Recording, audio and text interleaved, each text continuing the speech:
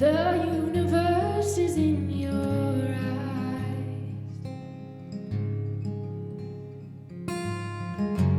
Junie, it opens up when you smile. You are love, love, you see love, love, you are love, love, in a sea of love.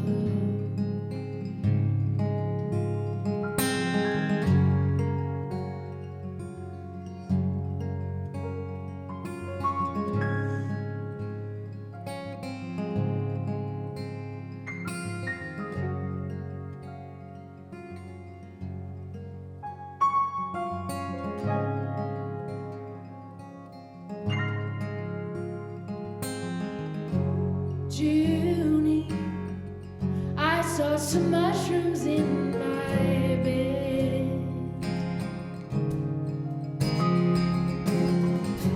Junie, they walked me right up to the end.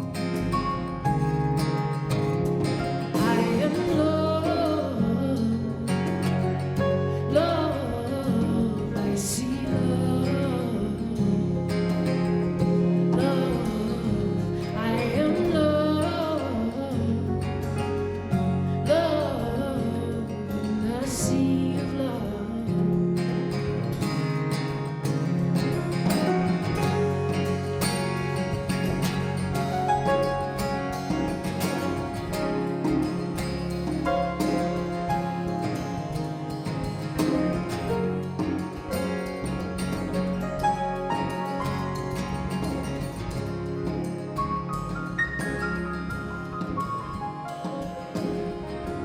Junie, you touch the world with your small head.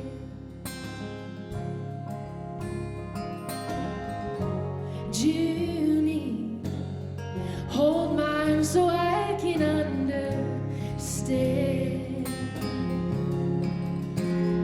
We are love, love, we see love, love, we are love, love, in a sea of love.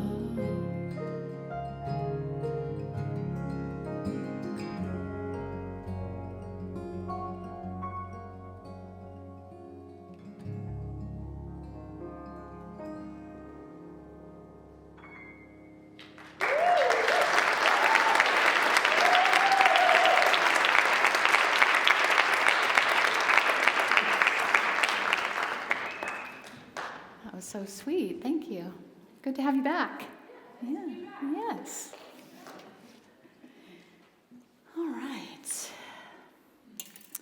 So as I said, let's see. We have this cool graphic that Carly made for me with the Strengthening Your Spiritual Core series. That's what we're working on this year. This month, we're looking at the power of love. Each month, exploring one of these 12 powers, these 12 capacities. That if you're new to us, our co-founder Charles Fillmore, this was not a novel idea, these 12 powers. He was certainly influenced by the traditions of the Hindu traditions with the teachings of the chakras in the body centers. But he sort of Christianized this idea. So he related all of the 12 disciples that were in service to Christ. Nope, go back. Nice try. To one of the powers. And so John is, okay, go ahead. John is associated with the power of love. The location is behind your heart. It's associated with the color pink. And it works best with our powers of wisdom and understanding. Otherwise, we sort of fall for like what we know as blind love, right? We have to have some discernment around. Anybody fallen in love with someone or even something that wasn't all that great for you? Yeah. No, they're not here with you today. Don't worry, you're fine. yeah, so some discernment on how to use this power of love.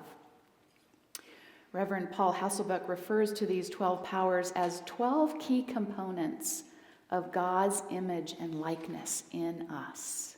You hear that, right? That we are created in the image and likeness of God.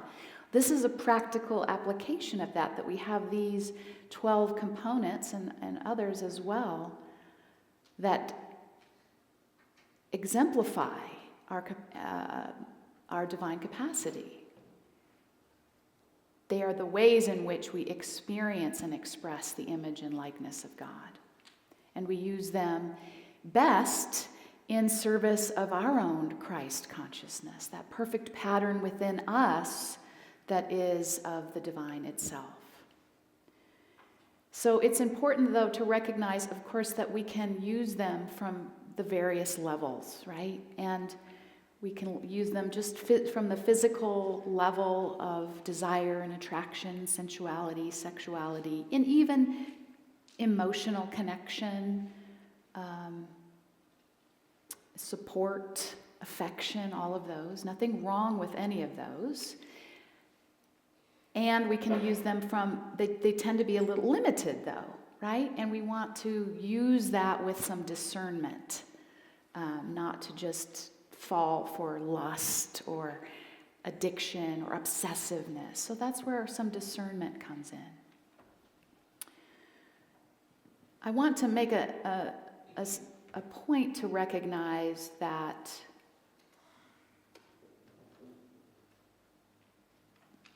while these different aspects, our physical and even our mental and emotional capacities, sometimes also associated with our egoic self, that is all mostly about projecting and protecting ourselves, it's not separate and it's not bad. It's all part of the divine composite for how we navigate the world. We need to use our physical senses and our emotional sense and our mental capacity. It's just not the totality of who and what we are. And so as we expand to know that, then we can also begin to see, we move from sort of the personal, what is it in it for me, myself, and I, to what am I contributing to the whole? Because I'm part of the whole. I am expression of this one source that we all share. So oftentimes, I know I have certainly done it. I've sort of made them to be like they're separate and they're opposing each other, right? But they're really part of a whole. And oftentimes we don't recognize, you all do because you're here, that there's more to us than our physical body and our thinking, more than our thoughts and our emotions. They're important. They help us and sometimes hinder us. But there is more to you, yes? And so how do we connect with that more-ness? That's a technical term. Again, we have all these capacities, which just to marvel at what we're able to do, so often without even thinking about it, right? And certainly love, this power, if you go to the next slide, this power, we define it as the ability to desire, which moves us to harmonize, unify, and attract ourselves and have affinity for something or someone. So that, desire again has had some religious baggage, but at its core, it gives us a momentum for which we're moving and attracting ourselves towards something. And again, if you think about kind of moving up through those levels of physical, mental, emotional, and then spiritual, really until those basic needs are met, you're not going to be elevated into enlightenment when you don't know where you're living or your fundamental needs to belong and all of that aren't met. So there's a realization or an expectation that those are met, that then we can begin to connect from the higher level of a spiritual level of all of these qualities, these capacities. Linda Martello-Whitsett, who wrote this book, Divine Audacity, says that from childhood forward, we have developed these capacities mostly in their physical expression. Every one of our spiritual abilities has deeper and broader means of expressing that, when developed under the direction of our infinite self, our divine identity, produce potent effects in our lives, communities, and the world.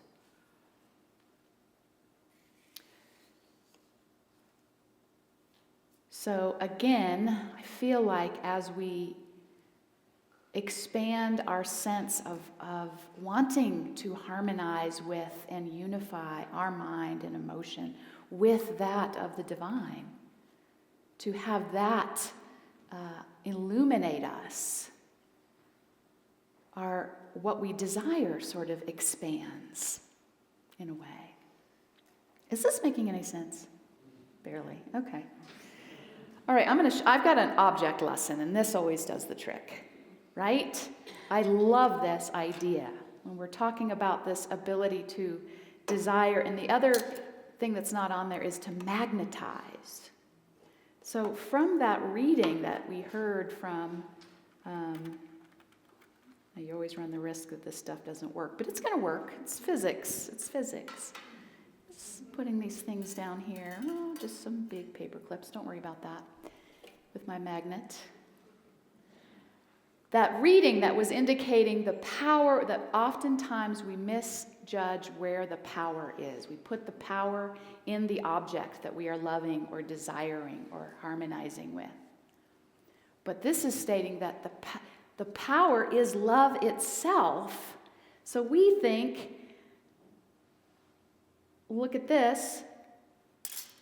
It's this one thing that's got it. But it's the power that magnetizes us toward this particular thing that we're desiring, right? I'm not doing a good job because I'm so excited to try to do this. But that's kind of how, you think about when you first fall in love. Oh my God, there's only this one. And what will ever happen if I lose this one? Right? And we usually lose that one. A couple others maybe. But love, the power of love and the power that is fueled by our desire for connection, for fulfillment, for care and concern and compassion and all of those things, continues to do its work, its mighty work. And the question is, what are we pointing it to? That's the other piece that we have to be mindful of, that love does not have a quality sensor on it. It does what it does. It magnetizes and draws us to what we are desiring. Whether that's good or bad, that's up to our discernment, our wisdom, right? Everything that we can love and be magnetized to, if it's not done in moderation, is usually problematic. What's my point, you ask? I think that's a good question. That basically we can think of this power of love as we are thinking of anything that we are kind of desiring and putting our focus on. In some way we are loving. And in some way we are magnetizing ourselves toward and harmonizing ourselves with. And sometimes we do that with limited thoughts, right? Thoughts that are not really supportive of the truth of us, that we are not enough or that we're not worthy and that can drive us into experiences of love that are really not ultimately expressions of the goodness that we're seeking through the power of love. So we have to be mindful of the thoughts that are working underneath that power of magnetizing and harmonizing. And ultimately, just as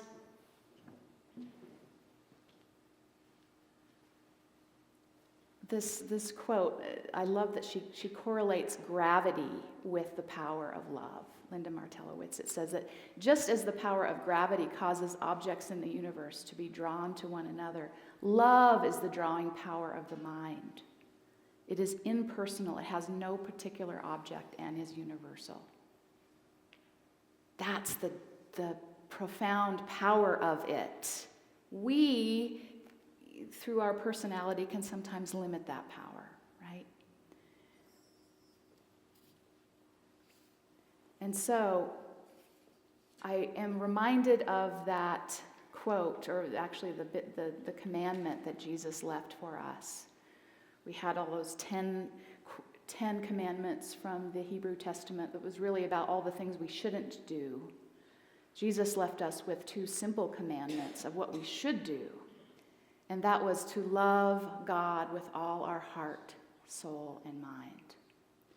And that can feel like, and has been taught to some degree, that we do that sort of to appease God, right? So that God will love us. There we are, back to that humanizing God. But God is love, is that power.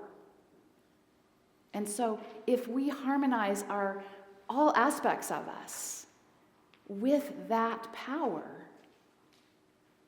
then the second one is love your neighbor as yourself. That's a lot easier to do when we have first harmonized with the fullness of love. I have a hard time loving myself sometimes.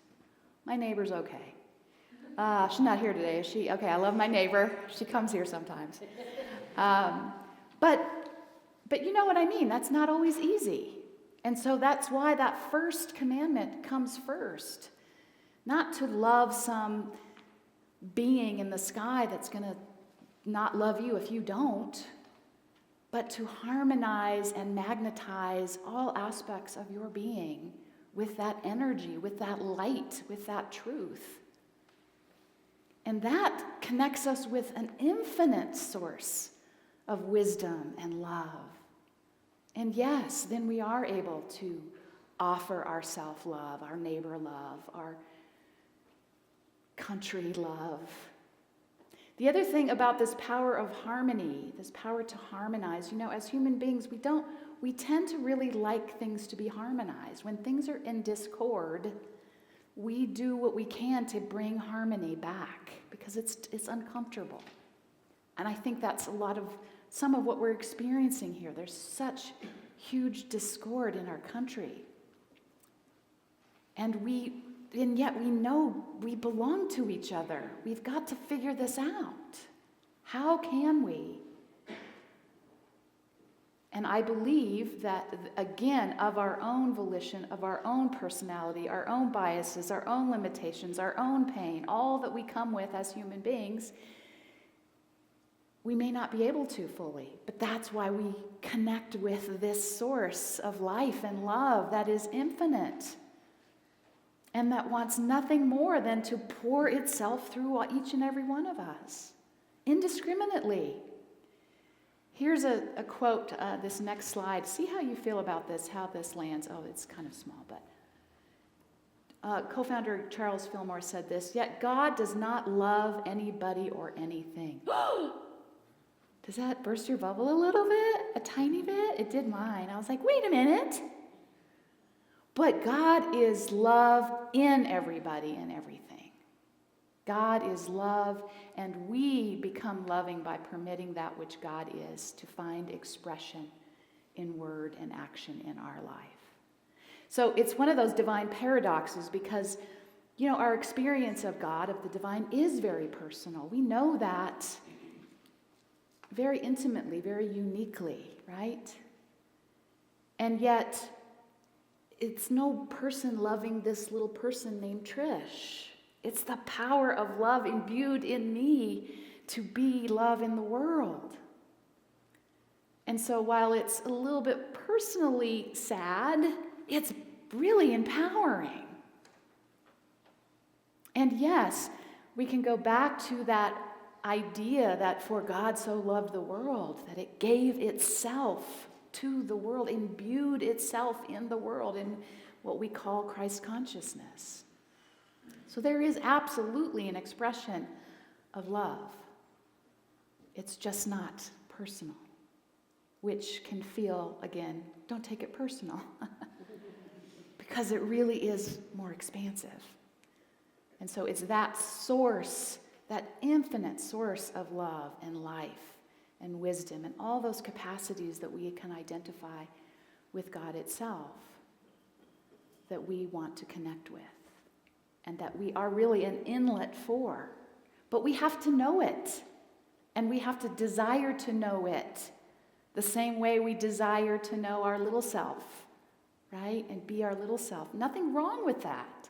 But if we think that's all we are, we'll never have this invitation to expand and to receive the fullness that God as love is. And that's really the mission behind this bold invitation of this book, Divine Audacity, which she says, divine audacity is bold spiritual living under the radical presence that I am divine. Not my personality, pay attention to me, I'm divine. No, that's ego, right? But the essence of who I am, of what I am, is divine. Who I am is who I've thought myself to be in this persona that's coming through. So it's the audacity to live from that knowing that I am divine. My nature, your nature, is one with divine nature. I am able to boldly express the highest spiritual principles in the midst of everyday situations. That's the other thing. When we recognize that and when we grow into that, it doesn't mean that hard situations won't happen. We see this in all of even the peace heroes that we heard about this morning. Horrendous situations happened, and they walked through them as an example of peace and love. It means that we will be supported in those in ways we can't even imagine of our own individual understandings. Yes?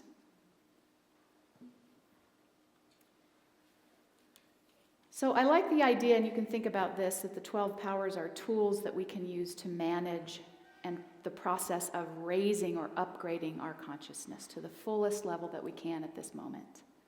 Reverend Paul Hasselbeck has likened it to a consciousness operating system as we work with these 12 powers in every level of their expression. When we often begin from the physical, often aligned with our more primitive survival needs, the next level from our personal awareness that tends to employ our ego functioning, projecting and protecting ourselves.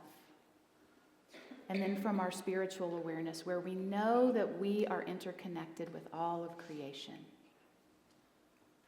And so this power of love is our ability to unify, to be one with what we can imagine God to be, and to release these thoughts and these ideas that we are separate, that we ever can be separate. That's a function of our thinking. It's not possible if we believe that God is the source of all and is imbued and expressing in all. Except for you, Trish, or you, Connie. It missed you. No, it's true. If it's true, it's true. And so admitting that for ourselves is often the hardest piece. We can admit that there is something bigger, right? There is something fuller. We can even want to experience more of that, but to admit that actually I have access to it, I have the capacity to know it and express it, sometimes is harder than others. But again, the good news is we don't have to do it from our limited personal understanding if we can connect to the higher level of that expression. So we're going to do that now in a time of meditation. Thank you for listening. So yeah, just take a moment, get yourself comfortable again in your chair, taking a few breaths, feeling yourself supported. If it helps to sort of calm your nervous system, to take a deep, deep breath, I invite you to do that. If you know that doesn't work for you, don't need to do it. But our breath often has a power of just bringing us to the here and now. I'm going to ring our singing bowl as well, which is tuned to our heart chakra. Another invitation to drop from our head to our heart.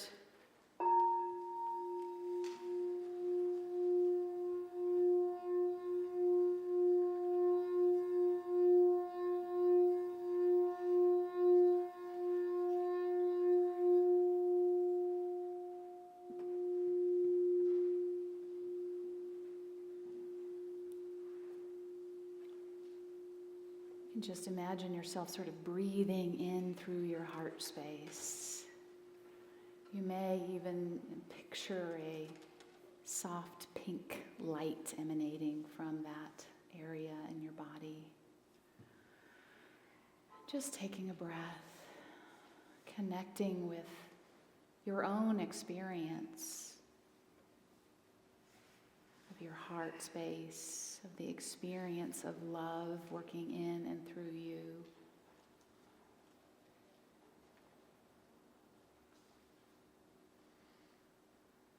Connecting with this idea that perhaps our deepest desire really is to know and to harmonize and to be at one with the divine source of all life.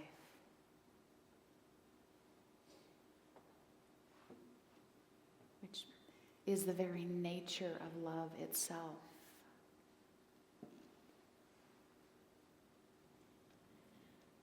And so releasing the sense that we are merely human and claiming that right here, right now, divine love is manifesting through me. Let that be your thought. Right here, right now. Divine love is manifesting through me. It's expressing as me. And you want to release and let go of things that block that flow. We are worthy of that by our very being, by the fact that we are here. Fully human and perfectly divine. And so we consciously and purposefully set our heart and our mind toward the fullness of this power of love that comes forth first as a desire within us and then begins to harmonize our thoughts and our feelings toward that we're a match for that. We begin to attract ourselves to that, whatever that may be. What would it be like to live each day to desire and to harmonize and unify with our divine nature?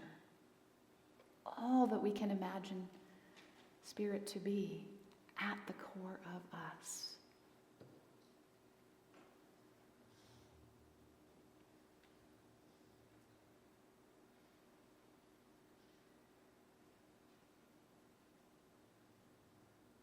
This is what it means to love God with your heart and your mind and your soul. And in return, you are harmonized with the source of all that is. Oh. There's nothing you have to do except let it be. Acknowledge it, admit it, and allow it.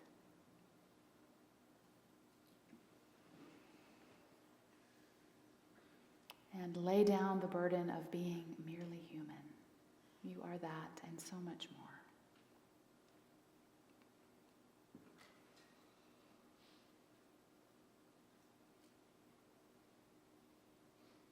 And so as you make your way through your week, just consider every moment, what are you loving? What are you harmonizing with? What are you multiplying in your mind and your thoughts and your feelings? And self-correct.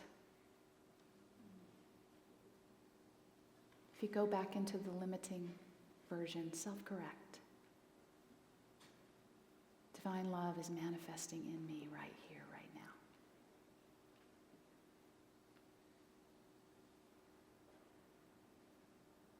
And when we know that and we claim that and we harmonize with that and we express that, all things are possible.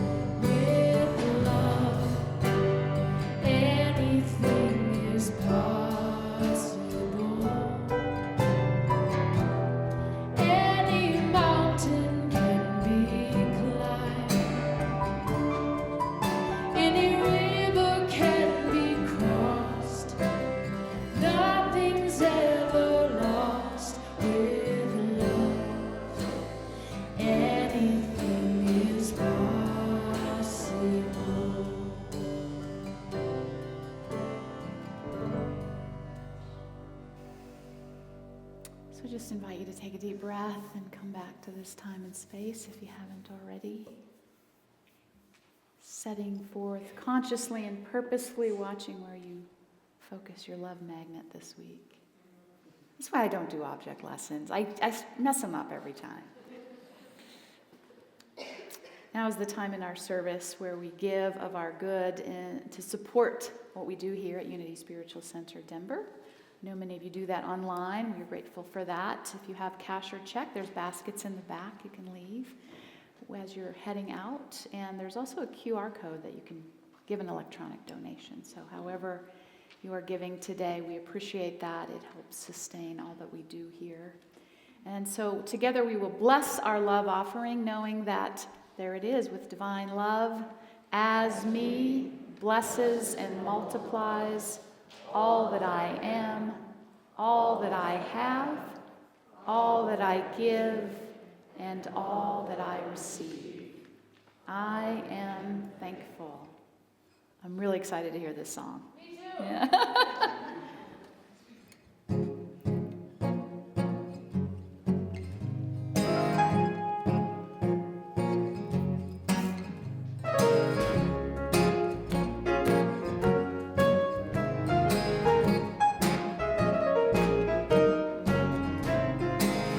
Jesus Christ was a handsome man. He had nothing to hide. He said, give bread to the hungry, bring the homeless inside. Jesus Christ was a dangerous man. That's the way that he died. He said, be good to the people you love, and love everybody alive. Be good.